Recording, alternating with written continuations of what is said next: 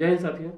Prayagraj education के YouTube channel पे आप सभी का फिर से एक बार स्वागत है। उत्तर प्रदेश माध्यमिक शिक्षा सेवा चयन चयन बोर्ड द्वारा निर्धारित चित्रकला के पाठ्यक्रम के आधार पर हम लोग सिलेबस को कंप्लीट कर रहे हैं और इस क्रम में हम लोग आज गुफा को पढ़ेंगे। गुफा के पढ़ने के लिए पिछले कल की क्लास में हम लोगों ने जोगी मारा गुफा को कंप्लीट किया और इसको याद करने का प्रयास किया। गुफाओं के बारे में हम लोगों ने 6 पॉइंट्स को क्लियर किया कि 6 पॉइंट्स अगर याद हो जाते हैं तो सारी गुफाएं आपको याद हो जाएंगी। इन गुफाओं से एक भी प्रश्न नहीं छूटेगा। इन गुफाओं के लिए 6 पॉइंट्स कौन कौन से हैं? पहले नंबर पे तो उनकी अवस्थिति क्या है, दूसरा इनका समय काल क्या है, तीसरा इनकी उपयोगिता क्या है, चौथा इनमें कितनी गुफाएं, गुफाओं की संख्या, पांचवा इनमें चित्रकला में कौन कौन सी कलाएं की गई हैं, मतलब कि इन कलाओं के बारे में क्या किया गया है, चित्रण, और छठवां अन्य प्रमुख तथ्य के बारे में हम लोग जानेंगे। तो 6 पॉइंट्स अगर याद हो जाते हैं तो आपसे एक भी प्रश्न एग्जाम में छूटने वाले नहीं है। तो ये 6 पॉइंट्स को इसी तरीके से जिस तरह जोगी मारा गुफा में कंप्लीट किए थे, इसी तरीके से हम लोग आगे की गुफा में, अजंता की गुफा में भी कंप्लीट करने का प्रयास करेंगे और बेहतरीन तरीके से इसको याद करने का प्रयास करेंगे जैसा कि हम लोगों ने जोगी मारा की गुफा में किया है। तो आपके सामने ये जो गुफा दिख रही है, आपके सामने गुफा दिख रही है अजंता की गुफा। अजंता की गुफा का जो चित्र आपके सामने दिख रहा है ये महाराष्ट्र में स्थित है। महाराष्ट्र के औरंगाबाद में स्थित गुफा है और ये घोड़े के नाल के आकार में गुफा है। इसका आकार जो है ये घोड़े के नाल के आकार में है और यहाँ पे गुफाओं की संख्या 1 2 3 4 5 6 इस तरीके से 29 नंबर तक गुफाएं हैं। कुल मिला के 30 गुफा, 30 गुफाओं की ये श्रृंखला है और ये मध्य महाराष्ट्र के औरंगाबाद में स्थित है। और महाराष्ट्र के औरंगाबाद में बघोरा नदी एक नदी है, उसके बाएं तट पे ये गुफा स्थित है। अच्छा, आप सभी को हम बता देना चाहते हैं, बहुत खुशी की बात है कि आपके यूट्यूब चैनल पे 1000 सब्सक्राइबर कंप्लीट हो चुके हैं और इसके लिए हमने एक ये कोचिंग के लोगों का एक टी शर्ट भी बनवा लिया है। तो अब इसी इसी टी शर्ट पे हम पढ़ाया करेंगे। आपको कैसा लगा ये टी शर्ट और कमेंट्स में जरूर बताइएगा। तो हम आगे बात कर रहे हैं अजंता की गुफा के। तो इसकी अवस्थिति के बारे में हम लोगों ने देखा कि इसकी अवस्थिति जो है ये महाराष्ट्र के औरंगाबाद में स्थित है और यहाँ पे एक अजिष्ठा नामक गांव है। तो उसी अजिष्ठा नामक गांव में ये गुफा स्थित है। तो हम लोगों ने देखा कि ये गुफा महाराष्ट्र के औरंगाबाद नामक जिले में अजिष्ठा नामक गांव में ये गुफा स्थित। साथ ही साथ यहाँ पे एक बघोरा नदी है, तो इस बघोरा नदी के तट, बाएं तट पे ये गुफा स्थित है। आगे हम बात करें कि इसके समय काल की, तो इसका जो निर्माण है वो सेकंड बीसी मतलब द्वितीय शताब्दी ईसा पूर्व से लेकर के 7वीं शताब्दी ईसवी तक इसका निर्माण किया गया था। उस समय तो वाकाटक शासकों का शासन था, तो वाकाटकों का इसमें बहुत ज्यादा योगदान है।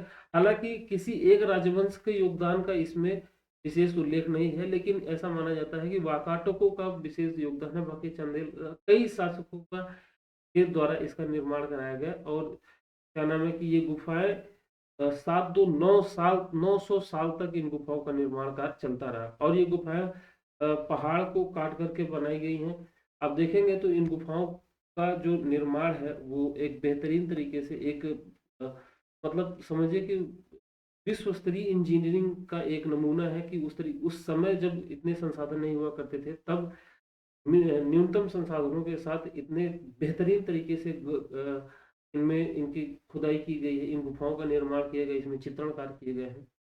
अब देख के चकित रह जाएंगे। हमने भी देखा है, इसीलिए इसके बारे में बात कर रहे हैं। ठीक है, तो ये जो इसका समय काल है वो 900 साल में ये गुफाएं बनकर तैयार हुई और इसमें वाकाटक शासक का सबसे ज्यादा योगदान माना जाता है। देखिए, खोज की बात किया जाए तो इनकी जो खोज है, इन गुफाओं की खोज के बारे में बात की जाए तो सबसे पहले वेनसांग ने इसको देखा था और वेनसांग के बाद 1829 ईस्वी में अ, मद्रास रेजिमेंट के एक सिपाही थे, उन्होंने 18 अप्रैल को इसकी खोज की थी। ठीक है, तो आगे हम बात करें इन गुफाओं की संख्या, तो हमारा तीसरा पॉइंट था। पहला पॉइंट था कि इनकी अवस्थिति, दूसरा समय काल और तीसरा था इन गुफाओं की संख्या। तो यहाँ पे कुल मिला के 30 गुफाएं, जैसा कि हमने बताया कि इस गुफा यहाँ पे घोड़े के नाल के आकार में ये गुफाएं स्थित है और पूर्व से पश्चिम की ओर गणना करने पर 1 2 3 4 अगर नंबरिंग करेंगे तो 29 नंबर तक है और 30 गुफाएं स्थित है। शुरू में 29 गुफाएं थी, बाद में एक गुफा जिसका क्रमांक है 15A वो खोजी गई। 30 गुफाएं अवस्थित हैं अजंता की गुफाओं में। अजंता और एलोरा दो अलग अलग गुफाएं, जिन लोगों को कंफ्यूजन है वो जानने की अजंता और एलोरा में लगभग 100 किलोमीटर का अंतर है। दोनों औरंगाबाद नामक जिले में ही स्थित है और इनके निर्माण काल में भी लगभग काफी अंतर है, क्योंकि जब इसका निर्माण का 7वीं शती ईस्वी तक इसका कंप्लीट हो चुका था और इसका तो अजंता का निर्माण का तो इसके बाद हुआ है। तो ये इन गुफाओं में काफी अंतर है। और ये जो अजंता गुफा है चित्रकला, मूर्तिकला, स्थापत्य कला तीनों के लिए जानी जाती हैं, जबकि क्या नाम है, एलोरा की गुफा है चित्रकला के लिए नहीं जानी जाती, वहाँ मूर्तिकला स्थापत्य कला बेहतरीन नमूना। तो हम लोग बात कर रहे हैं कि अजंता गुफा में गुफाओं की संख्या, तो यहाँ पे 30 गुफाएं हैं और ये 30 गुफाओं में कुछ चैत्य हैं कुछ विहार हैं। तो इनमें जो चैत्य हैं, इन गुफाओं में चैत्य और विहार के रूप में इसको विभाजित किया गया है। तो ये जो 30 गुफाएं हैं, 30 गुफा में 9 10 19 26 29 30 ये 6 गुफाएं चैत्य गुफा है। इनके अलावा जो अतिरिक्त 24 गुफाएं प्राप्त है वो सभी विहार गुफाएं हैं। चैत्य गुफाओं का उपयोग, जैसा कि हम लोग जानते हैं, इनका उपयोग पूजा पाठ के लिए किया जाता है और विहार का उपयोग यहाँ पे जो भिक्षु रहते थे वो यहाँ पे आवास के रूप में इनका उपयोग किया करते थे।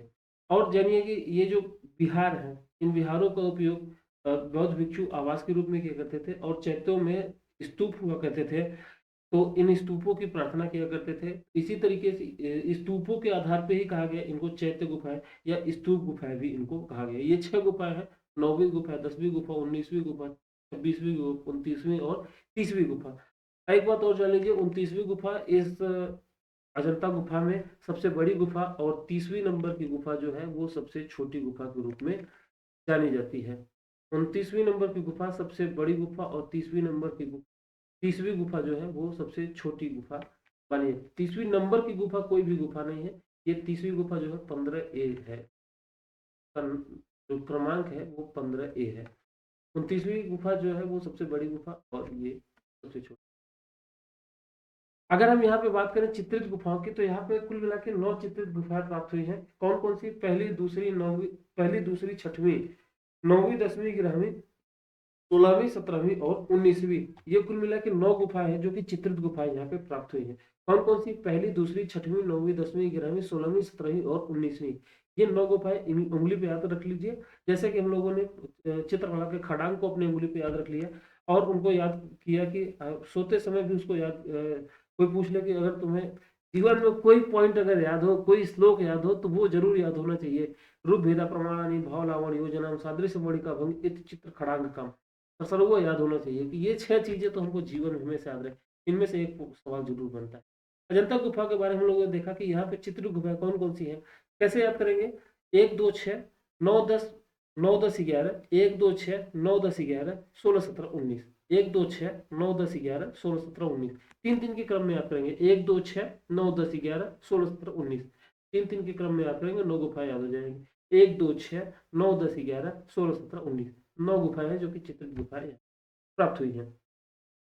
अब बात किया जाए तो इन गुफाओं के उपयोग के बारे में, तो ये जो गुफाएं हैं, इन गुफाओं का उपयोग, इनमें कुछ जो चैत्य गुफा है उनका उपयोग प्रार्थना के लिए किया जाता था, पूजा पाठ प्रार्थना के लिए किया जाता था, और जबकि ये जो विहार गुफाएं हैं इनका उपयोग आवास के लिए किया जाता था। तो ये बातें हम लोगों ने जाना कि इनका उपयोग क्या है। तो चैत्य गुफाओं का उपयोग प्रार्थना के लिए और विहार गुफाओं का उपयोग आवास के लिए। अब देखिए इनकी प्रतिलिपियां, कई कई विद्वानों ने, कई चित्रकारों ने इनकी प्रतिलिपियां तैयार की। इस क्रम में सबसे पहला जो प्रमुख योगदान है वो रॉबर्ट गिल का है। 1844 ईस्वी में इन्होंने इसकी प्रतिलिपियां तैयार करने का प्रयास किया और 1866 ईस्वी में इन्होंने इसकी प्रतिलिपियां तैयार भी कर ली।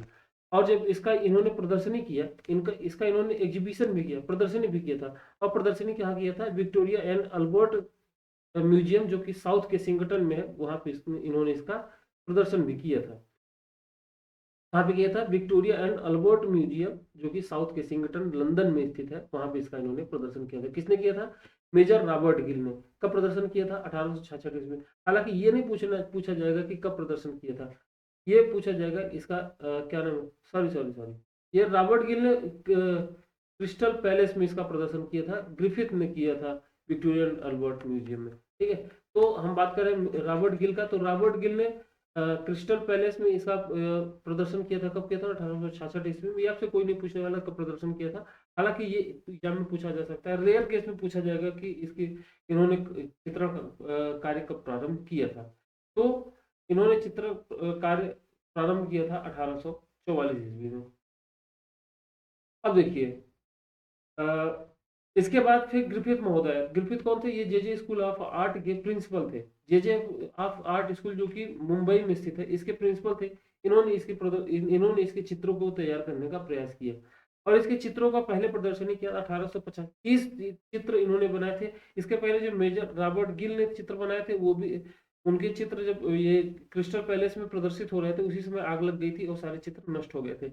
इसके बाद जब ग्रिफिथ महोदय 1885 ईस्वी में, कब 1885 ईस्वी में विक्टोरिया अल्बर्ट म्यूजियम साउथ केसिंगटन में इसका प्रदर्शन कर रहे थे, तो 30 चित्र इन्होंने बनाए थे। 30 प्रतिलिपियां बनाई थी और इनमें से 25 प्रतिलिपियां जल गई थी, 5 प्रतिलिपियां ही बची हुई थी।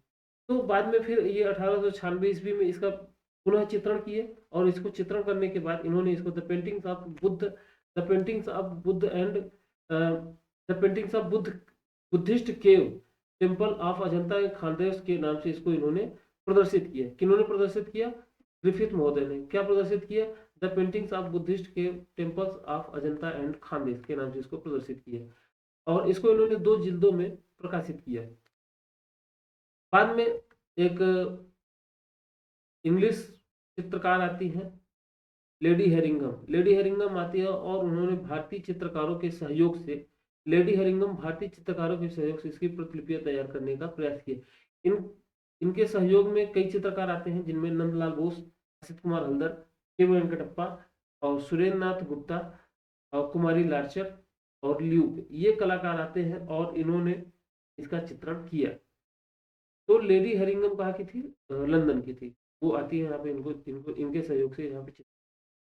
बाद में हैदराबाद के निजाम के जो पुरातत्व विभाग था, उसने जी यजदानी के संरक्षण में, जी यजदानी के निर्देशन में यहाँ के 4 रंगीन प्रतिलिपियां तैयार कराई। कब कब तैयार कराई? उनका प्रकाशन कब कब हुआ? 1930 में, 33 में, 46 में और 56 में। 4 सालों में इसका 4 अलग अलग प्रतिलिपियों का प्रदर्शन किया गया। वे रंगीन प्रतिलिपियां थी। स्वतंत्रता के बाद ललित कला अकादमी ने इसका प्रदर्शन, इसके चित्रों की प्रतिलिपियां बनाई। इसके पहले 1954 ईस्वी में यूनेस्को ने इसका एक प्रदर्शन किया, इसके चित्रों को प्रकाशित किया। किस नाम से? पेंटिंग्स ऑफ अजंता केव्स के नाम से यूनेस्को ने 1954 ईस्वी में इसको प्रदर्शित किया। तो ये सारी बातें थी कि 6 जगह इसके प्रतिलिपियां तैयार की गई और इन प्रतिलिपियों के बारे में हम लोगों ने देखा। अब चलते हैं इनमें चित्रण विधि के बारे में। यहाँ की जो चित्रण विधि थी वो बहुत रोचक है। कैसे रोचक है? यहाँ के चित्रण विधि में हम लोग जानते हैं कि सबसे पहले कोई भी चित्र बनाना है तो उसके लिए हम एक धरातल तैयार करेंगे। चित्रण के लिए सबसे पहला काम है उसका धरातल तैयार करना। और धरातल के लिए सबसे पहले क्या किया जाता था कि कई चीजें, जैसे कि धान की भूसी हो गया, उड़द के दाल का पानी हो गया और गोबर हो गया, इसके अलावा चूना हो गया, खड़िया हो गया, इन सभी को अलसी के पानी में भिगो करके रखा जाता, कई दिनों तक भिगो के रखा जाता था। इसके बाद जिस धरातल में, जिस सतह पे, सतह क्या थे, वही पत्थर का गुफा थी, तो उस गुफा पे चित्रित करने के लिए उसको 1 इंच मोटा तक लेप, एक प्लास्टर लगाया जाता था। इसके ऊपर सफेद रंग का एक प्लास्टर लगाया जाता था, वो मतलब थोड़ा सा पतला था, नाखून के बराबर मोटा, या कह सकते हैं कि आप अंडे के छिलके के बराबर मोटा वो प्लास्टर लगाया जाता था सफेद रंग का। वो धरातल हो गया। धरातल को तैयार करने के बाद, ये जो धरातल था, इसको तैयार करने के बाद चित्रण कार्य किया जाता था। चित्रण कार्य करने के लिए इसमें क्या नाम है कि जो प्राकृतिक रंग है, इन प्राकृतिक रंगों का उपयोग किया जाता था। फिर यहाँ पे इसको रंग करने के लिए टेम्पेरा और फ्रेस्को विधि से इसको रंग भरा जाता था। टेम्पेरा विधि एक शुष्क विधि है, सूखी विधि है, मतलब प्लास्टर सूख जाने के बाद टेम्पेरा विधि से रंग चित्रण कार्य किया जाता था, रंग भरा जाता था। और फ्रेस्को विधि में ब्रश के माध्यम से द्रवित रंग को चित्रित किया जाता, द्रवित रंग से इसको पेंटिंग किया जाता था। इसके आगे हम लोग देखते हैं कि इसका विषय क्या था, चित्रण विषय क्या था। अजंता की गुफा में चित्रण विषय क्या था? तो अजंता में जितनी भी गुफाएं हैं, इनमें बुद्ध और बुद्ध से संबंधित पूर्व जन्म की कथाओं को चित्रित किया गया, जिन्हें जातक कथा कहा गया है। आपके सामने ये दिख रहा है प्रथम गुफा। तो अब इसको ट्रिक से कैसे याद करते हैं प्रथम गुफा को? देखिए, प्रथम गुफा मतलब स्वागत करना है। स्वागत कैसे किया जाएगा? पुष्प से। पुष्प मतलब कमल का पुष्प। और तो पहली गुफा में जो है, ये पुष्प लिए हुए बुद्ध को प्रदर्शित किया गया है। हाथ में कमल लिए हुए हैं। से कहा गया पद्म पाणि अवलोकितेश्वर।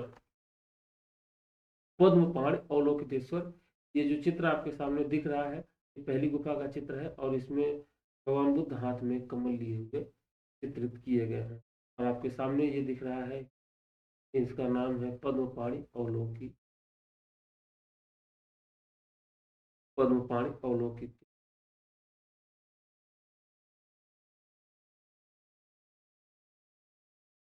पद्म पाणि अवलोकी, ये आपके साथ बेहतरीन तरीके से। तो हम इसको ट्रिक से कैसे याद करेंगे कि किसी का स्वागत किया जाता है तो फूल, कमल के फूल से किया जाता है। और कमल के फूल का मतलब है कि पद्मपाणि अवलोकित है। तो चलिए ठीक है, आज पहली गुफा को कंप्लीट किए हैं। आगे हम लोग अन्य गुफाओं को ट्रिक से याद करने का प्रयास करेंगे, जिसमें कि दूसरी गुफा, उसके बाद फिर छठवीं गुफा, 9वीं 10वीं 11वीं गुफा, 16वीं 17वीं 19वीं, इन सभी गुफाओं को ट्रिक से याद करने का प्रयास। ठीक है, मिलते हैं अगले वीडियो। अपना ख्याल रखिए, चैनल को सब्सक्राइब करिए, इसी तरीके दिखाते। धन्यवाद। जय हिंद।